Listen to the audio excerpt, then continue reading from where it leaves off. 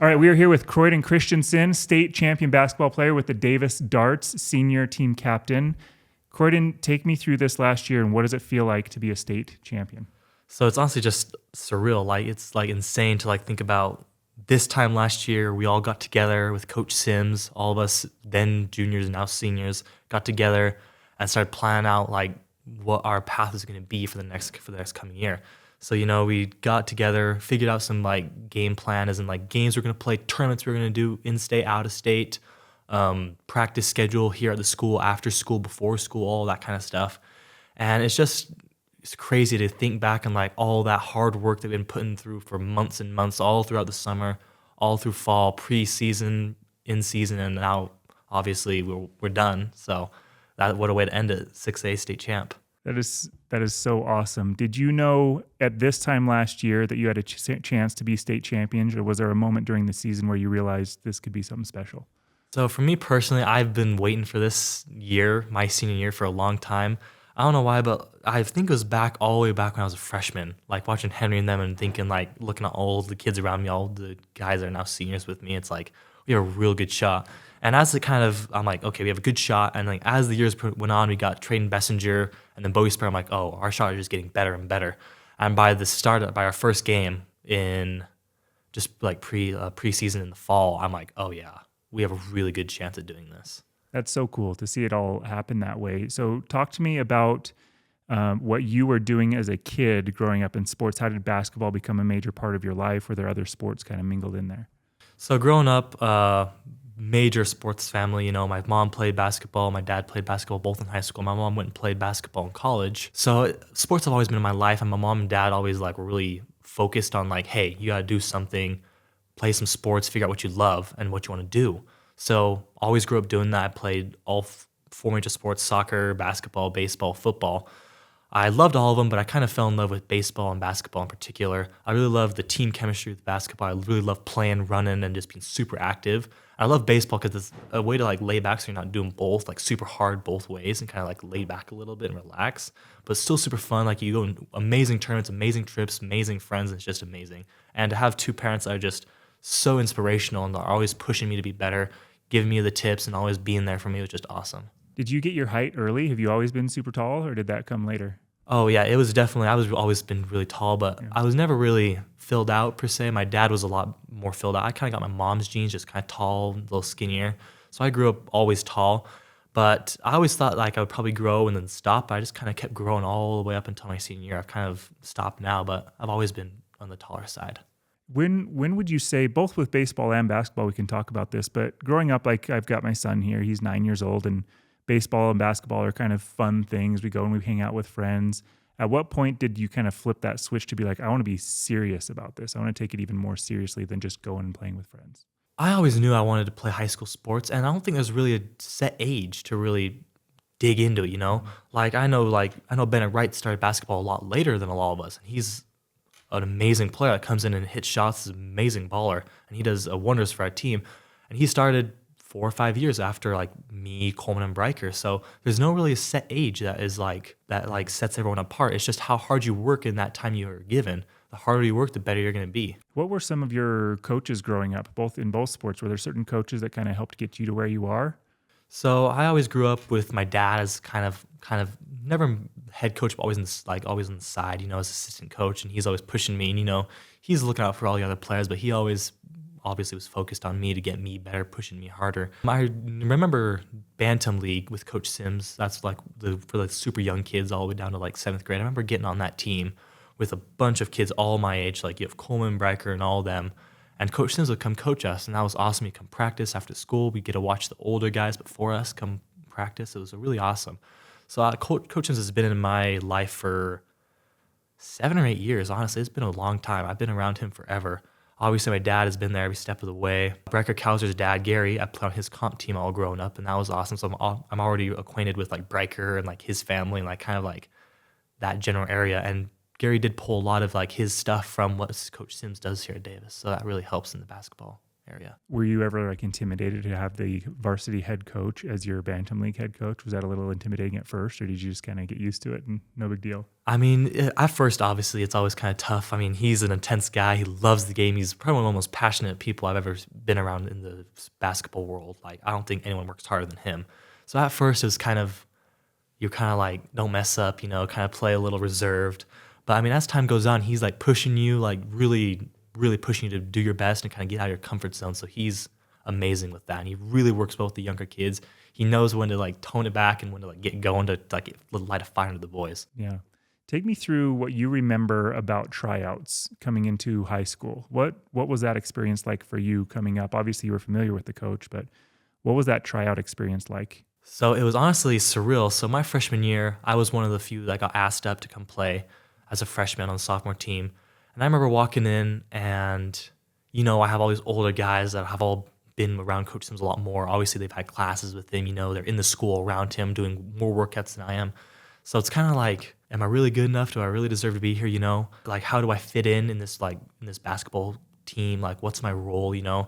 And Coach Sims does an amazing job. I mean, he sits us down with all of our coaches and he tells us we have before season meetings and after season meetings. And he talks about both like the role before, what they expect. So kind of you have a direction of kind of where you're going to go. I mean, playing against like Max Painter, Henry Eyring, Rex Sunderland. I mean, those guys were really good.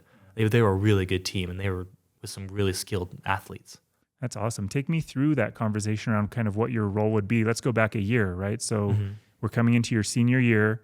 What did you understand is your role going into this year of how you could best help the team? So we talked last year with Coach Sims, and my role was never going to be a per se scorer like Coleman Atwater or Bodie Sparrow. Everyone knew, we all agreed that those guys were going to be our lead scorers because they're super skilled, hit shots, make plays. They're the playmakers. My role was always going to be, how can I get them the shots they need to make their life easier? And my other role was, what can I do to like pull away double teams? Like when I go set a screen, can I score the ball so they're not double teaming when I set screens and stuff like that? So it's always kind of work really hard, get tons of rebounds, pull away defenders, and space out the floor as much as I can. So that was always kind of what we talked about. And it was amazing. I mean, like looking back, I did awesome. I had a wonderful year. Couldn't have asked for anything better. Yeah, that's great. Take me through kind of what you would do to improve your skill set with that in mind of what your role is. So are you working on certain jump shots, certain post moves? Are there certain offensive things, to your point, so that you aren't an offensive liability?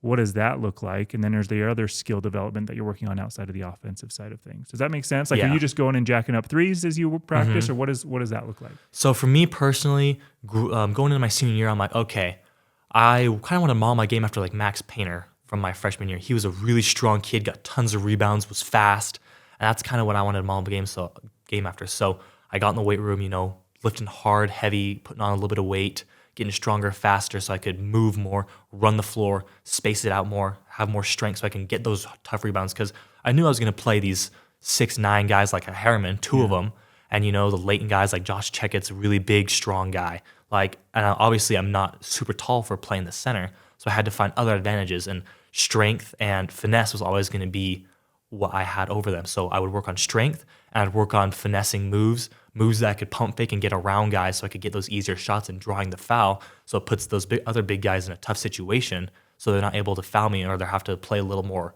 back against me and everyone else. Have you noticed anything in your baseball skill set that translates well to basketball, or the other way around, your basketball skill set that translates well to baseball? I would say for basketball to baseball, my legs. Like for both sports, as a pitcher in baseball, you need your legs are always driving either forward to the side, and in baseball you're moving a lot, mostly horizontally, so you're not moving forward and back. So playing defense was really helped because you're down in the stance, you're moving side to side, keeping guys in front of you. So that kind of correlates to baseball. And for basketball conditioning, it's amazing for pitchers because you're constantly running, especially after you pitch. You got to go run, work out all that lactic acid in your body. So conditioning really helps. Basketball, shooting the basketball really keeps your arm in shape. It's not the exact same motion, but it's pretty similar. So that always really helps to start going back into baseball and having a little bit of strength, a little bit of endurance. How did you balance basketball and baseball? Because I'm assuming that you're still, being a pitcher, you've got to throw during your baseball off season, which would be the basketball season. So how did you balance schedules and everything else around your workouts for basketball and baseball? So it was a grind. I mean, I would have to wake up. I would go every Wednesday morning and usually Friday nights, usually depending on what our schedule was like. But I would go throw a bullpen at least once a week if I could, and I would go try and do long toss into a net.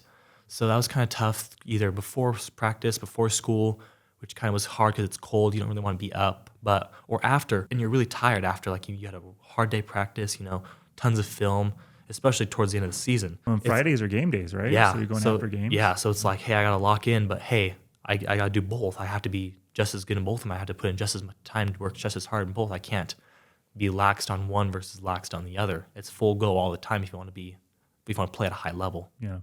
What pitches have you got? What are your favorite pitches to throw in baseball? Ooh. Just straight heat the whole time? I like throwing fastballs, but I really like catching a guy on a curveball. That's one of the greatest feelings. Changeups are always nice, but I really like my curveball. I've been working that forever. I throw a spike curve, so it really gets them, and it really moves a lot. I like to throw it right at the batter's elbow, and it moves all the way down to the bottom of the zone, and it gets them every time. Nice. How do you throw your changeup? Changeup, it's a circle change. I have really big hands, so I got to move my fingers over a little more than normal because it kind of sits in my hand a little too long, and I'll usually spike it if I hold it on too tight. So I got to kind of move my fingers and kind of like be a little more relaxed on the ball versus like kind of grabbing it hard and throwing it down. Yeah, Jared's trying to learn some new pitches, but his hands are small, so it's a little bit harder to figure that all out. Mm-hmm. What's your max velocity there on your pitches? I think I'm up to like the mid 80s right now, so not bad. Still trying to get some more strength. I kind of lost a lot of my mass during basketball, lost some weight, so that's the weight correlates to gas. This is what we say. More mass equals more gas. So kind of in the process of working that back, but I'm also kind of still in a little lower shape than I normally am mid-season from last year. So just kind of like working back, getting my arm strength back, my endurance back, throwing as much as I can. Especially right now, like that's all I'm doing is just throwing, doing bands, weighted balls, getting training going, trying to get to my former arm strength. Yeah. This is a question that I know Jared struggles with sometimes from the basketball and baseball perspective, but do you ever feel nervous going into either pitching or into a basketball game that you're going to mess up and that you might look silly in front of your friends and your family and the other team? How do you deal with the nerves or the pressure of these games? Because you guys had a lot of very close games throughout the year with overtime victories or losses or whatever that might be. So how do you deal with that pressure, not just of you want to perform for yourself, but there's other people watching? So I'll start with baseball first. Growing up as a baseball player, like you're gonna fail most of the time. Sadly, as it is, that's one of the hard things about baseball. Is like if you fail 7 out of 10 times, you're a pro baseball player. Like that's the hard part, and like you have to think about that, especially as a kid. Like you're still have tons of development to go. You just gotta think like, hey, this doesn't matter, especially at such a young age. Like he should be enjoying it. These young kids, they are working so hard thinking they gotta prove themselves when they're only 9, 10, 11 years old. Like that doesn't matter. It doesn't really even matter till you're in college. Like you're supposed to enjoy it. It's supposed to be a game. It's not a job. So I think if you can separate that and be like, hey, if I go out, do my best, and I gotta live with that. Like there's nothing more I can do. If you've been training, if you've been throwing, if you've been doing all the work that takes to get there in baseball, then the results will take care of itself. For basketball, less of an individual sport as in baseball, especially for pitchers. It's less of individual, more as a team. So you got to lean back on your teammates. Like, hey, if I'm struggling here, I got to lean back on this guy to help pick it up. So that's what I think about. So especially in like that American Fork game that we had, like that was a really tough game. They were playing us really well. We had a really tough time scoring the ball against such great defense and a great offense they were running. And you had to lean back on our principles, stuff that we'd been practicing, stuff that we'd talked about at the beginning of the year. Lead us through, okay, this is what we're going to do, and we're either going to do or die by this. And we're going to do it to our best of our ability. I'm going to trust the guy next to me, hit a shot, make a play, and it all takes care of itself in the end. I love what you said there, because so many of your state championship run wasn't this dominant performance through every game, meaning you weren't blowing teams out by 20 every time. You guys got Layton pretty good, which is probably feels good to have your rivalry there. Sure. But that American Fork game was a double overtime victory, very close game. And then I think Westlake took you they were tight the whole game. Mm-hmm. It never really got out of hand.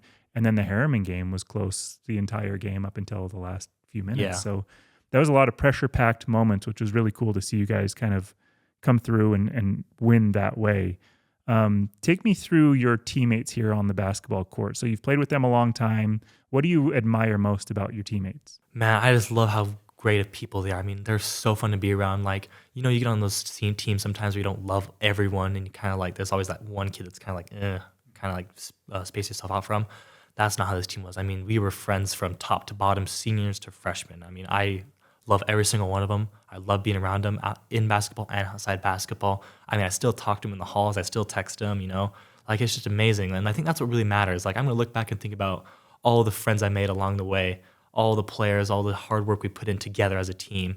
And like, it's just so awesome. Like, I think that's what really set us apart as a team is our team chemistry. Like, we did trips together. I mean, we went to Park City as a team and spent 2 days in this giant cabin. And we did activities, games.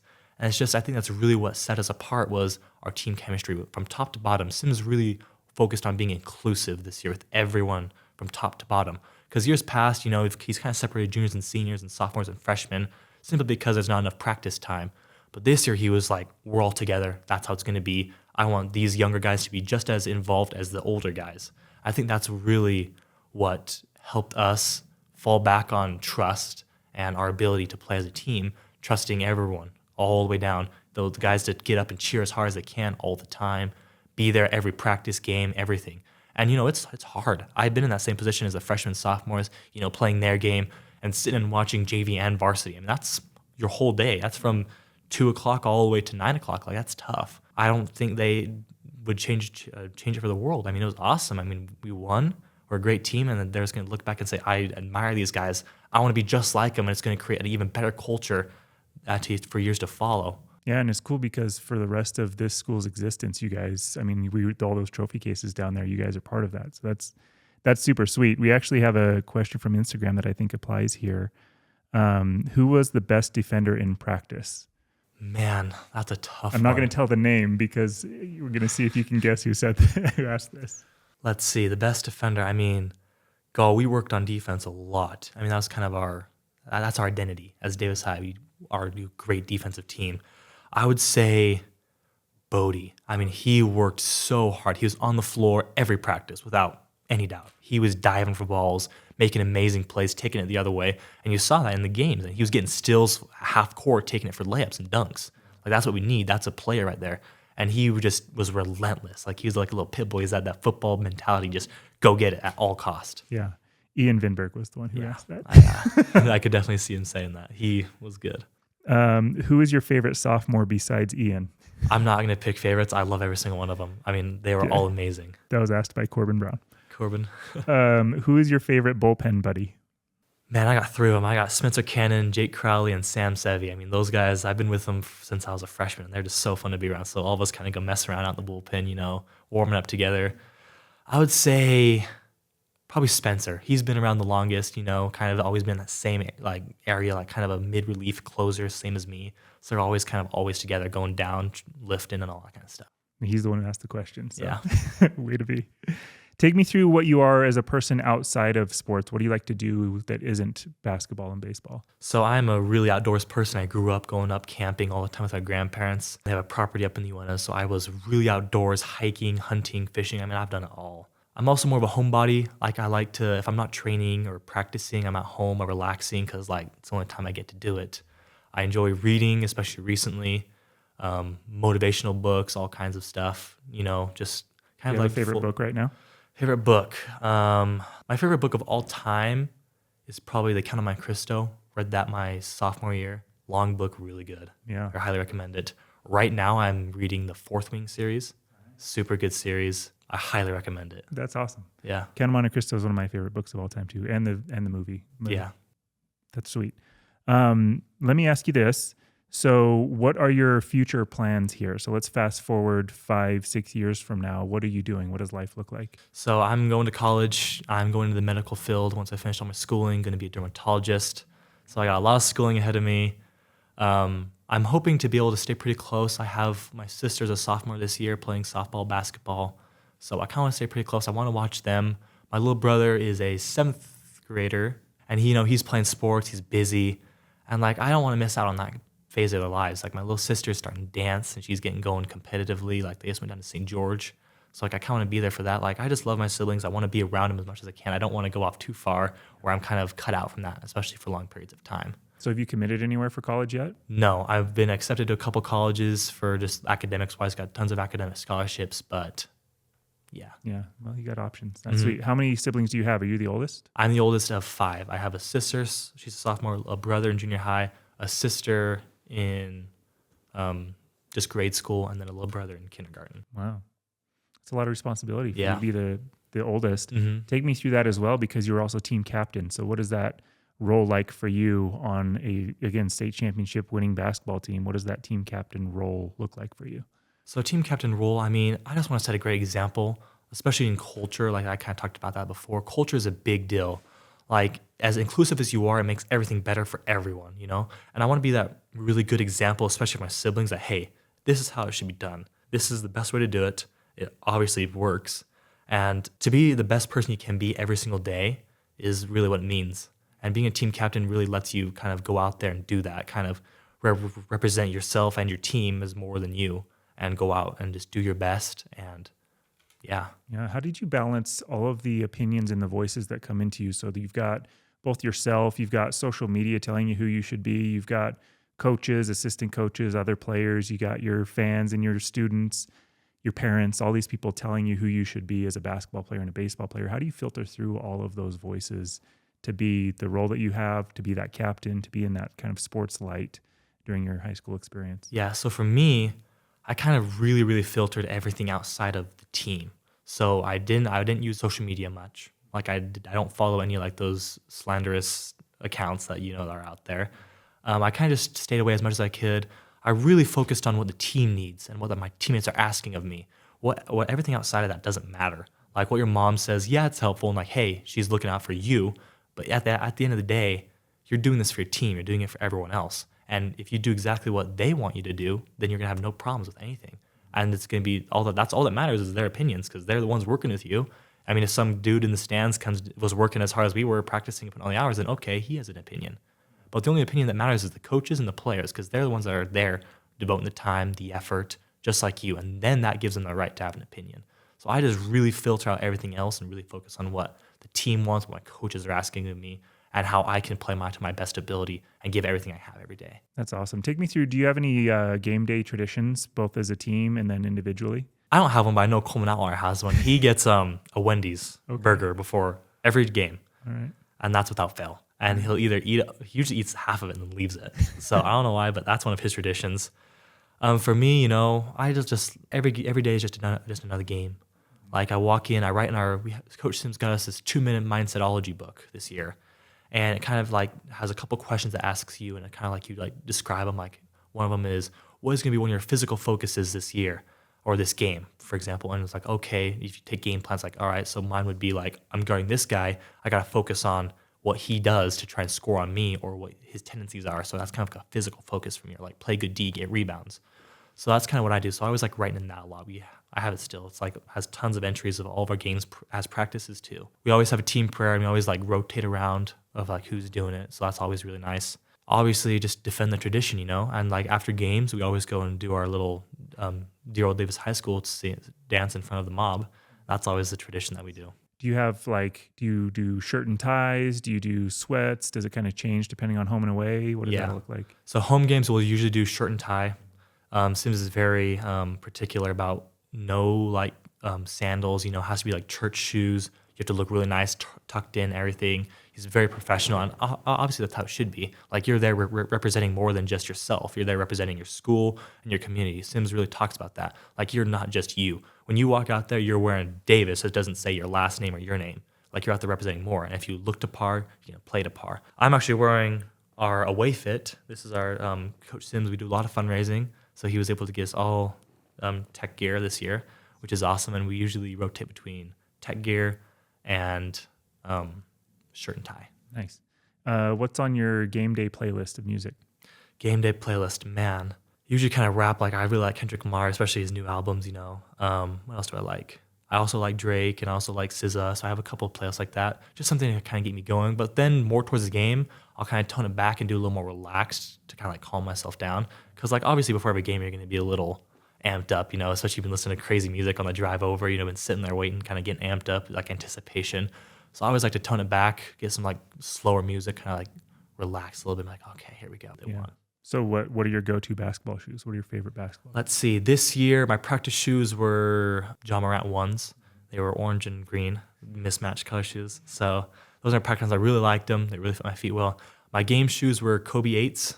I really liked them. They were all white, super slick. They were really comfortable. They fit really well, and they were really nice. Take me through what it's like playing for Coach Sims. I mean, man, he's a great coach. Like I said before, I don't know anyone that puts in more time than him. Like before games, he's watching 3 games. So for example, if we play on Friday, he's watching film Wednesday, and he'll watch 10 or 12 games of that team we play beforehand. And like he'll like watch the entire thing. Like he devotes more time to helping us than anyone I've ever met. And that's what really sets him apart as a fantastic coach. He loves the game, he loves us, and he was willing to do anything to get it. And he's intense, obviously, and you need that. Like you need a coach to like go push you as hard as you can.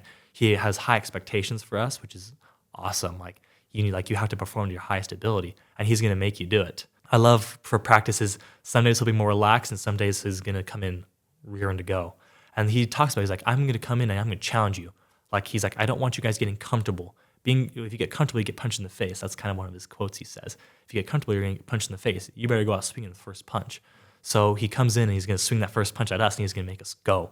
So like you really have to like learn to love that style of coaching. It's unique. He's unique. He does things completely different, and it works. Like, I mean, look at his coaching record. He's been an amazing coach for tons of years with amazing teams. What are some other, you talked about if you relax, you get punched in the face. What are some other coachisms that you remember Coach Sims saying a lot? Let's see. I remember one of them from my freshman year was you're either on the train or you're off the train. I think he said that to his own son, Colby, my freshman year. What else? He has you're gonna get punched in the face. You're till the cows come home, because the cows never come home, as he says. I love that one too. Actually, the previous year we got shirts, and we gave the shirts that we gave to the coaches, and we wrote all the quotes of like all the boys just wrote quotes down from all the coaches, from all the coaching staff, and there's tons of them. So as you go through the rest of your life, what does this season mean to you? What are you going to take from this, and how do you apply that to the rest of your life moving forward? It's an amazing feeling. I'm obviously state champion, have like all the memorabilia, but I'm really going to look back on just like all the memories I made. Like this amazing year of going to Arizona, going to Seattle, going to Arizona in the summer, Section 7, one of the biggest tournaments in the country, playing against amazing, like top tier players, like #1 draft picks across the board. So like I'm gonna remember all those, and like mostly just the time I spend with all the boys. Like they're all going on their missions, and they're all gonna be gone for a couple of years, and I'm gonna be hanging out here, and I'm gonna be able to come watch all these guys next year. And I'm gonna be able to come in here and be just kind of like on the sidelines watching, just reminiscing about my time here and like all the hard work I put in. We talked about pressure a little bit earlier, and watching the game and not being able to be in it, you feel so much more pressure. So as we watch these games, like as a player, I never really felt too much, but not being able to do anything. So this next year, as you're watching your buddies, like you're gonna feel even more than you probably did while you were on the team. But last question for you. I appreciate you taking so much time with us. If you could go back in time and you're a freshman now, what advice would you give yourself? I think about this one a lot. It goes by so fast. Like it feels like just yesterday I was a freshman, and I would probably go back in time and just like tell myself to like take it all in, try and remember everything you can, write it down if you need to, and just try and remember every single detail, because it goes by so fast and you forget a lot. And like I've obviously forgotten a ton, but I'm never gonna forget a ton. Like this year especially, I'm never gonna forget all the games we've won, all the tough close games, the battles that we won. I'm also never going to forget like all the relationships and stuff I've made, all the trips that we did together. Like I would just go back and like for anyone of any age, live it up while you can. It goes by so fast. Like it honestly just, there's no other words for it. It just does not last. Yeah, that's awesome. Well, you're a stud. I appreciate you taking this time and answering these questions, and we'll be following you. We wish you the best. Like have a great baseball season, throw the heat, get those pitches going, and then Jared is going to try to mimic some of those maybe for you. All righty. Thanks so much for having me. Okay. Thank you. Thank you.